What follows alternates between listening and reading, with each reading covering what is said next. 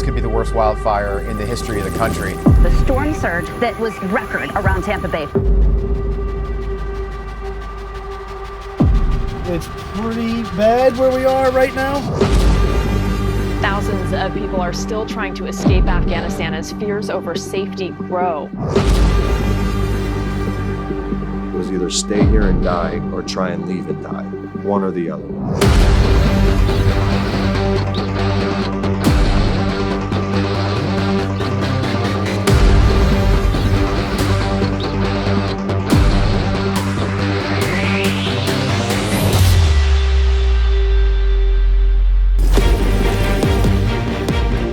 Greybull, very simply, is a veteran-led, donor-funded international rescue organization. Brian Stern behind Greybull Rescue. Stern's an Army and Navy veteran and a 9/11 first responder. We do ops. That's what we do. We go to places where Americans and our allies are in trouble and get them out of trouble under any circumstance. We work where the government can't, or won't, or doesn't, for whatever the reasons are. You know, you ask most people, they would say that organization shouldn't even exist because it's work that our government ought to be doing. People need help all the time, and the government can't act at the speed of Greybull Rescue. We like to say that we work at the speed of need. Brian was meant to do this type of stuff. The things that he can pull off are just short of being amazing. He finds a way. Brian, when there's an American in need, he's not going to stop. My team and I started as an Afghanistan outfit. We wanted to do something. We knew that we needed to do something, and we knew that we could do something, and that's the big one. We knew that we could. Because nobody was, and we could, then we should, and we must. I was sitting with Brian, and Brian said, he's like, man, I gotta go. Brian just turned to me and a few friends and I can't sit on the sideline and watch this happen. The withdrawal was going terrible, and lots of people were clearly getting left behind. Then the military left, and then lots of people were left behind. Then about 24 hours, we had routes set up, and we were doing evacuations. We landed the first airplane and took off the first airplane under Taliban control. We rescued 117 American citizens and green card holders in one shot. At the time, that was the largest private rescue of Americans in history. We simply take care of each other. We take care of our neighbors. We take care of Americans. It's that simple. We were wildly successful in Afghanistan at the tail end of a dumpster fire. Imagine how successful we could be if we got there before the first shots were even fired. We rolled right into Ukraine, and that was a humanitarian crisis unto itself.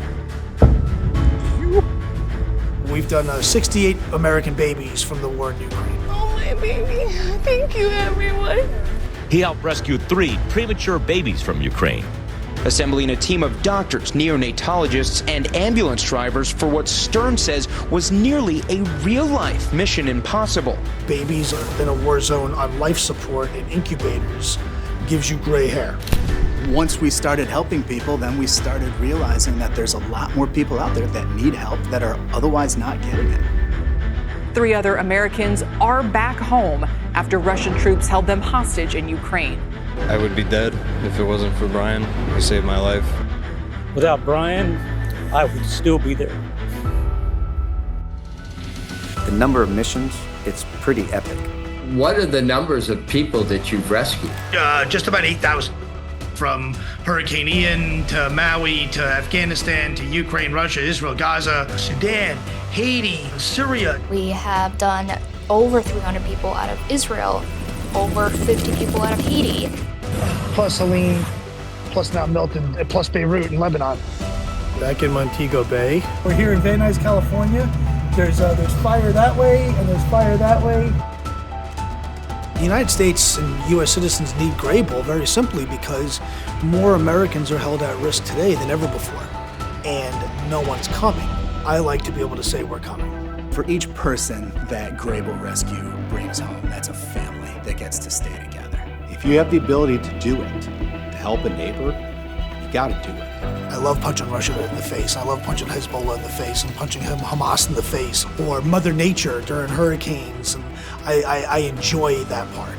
But the personal benefit that I get is looking in the mother's eyes, saying, here's your son that you thought you couldn't have back. It feels great to be part of an organization that's bigger than ourselves.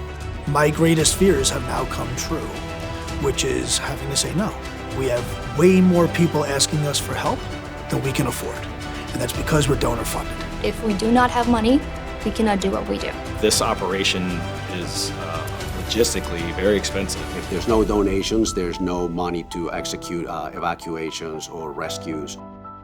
We can have all the things that we need, but if I can't afford to tank a gas, it just sounds like a good movie. And that's the one thing that I never, ever, ever, ever want to do when somebody needs help, is be a spectator.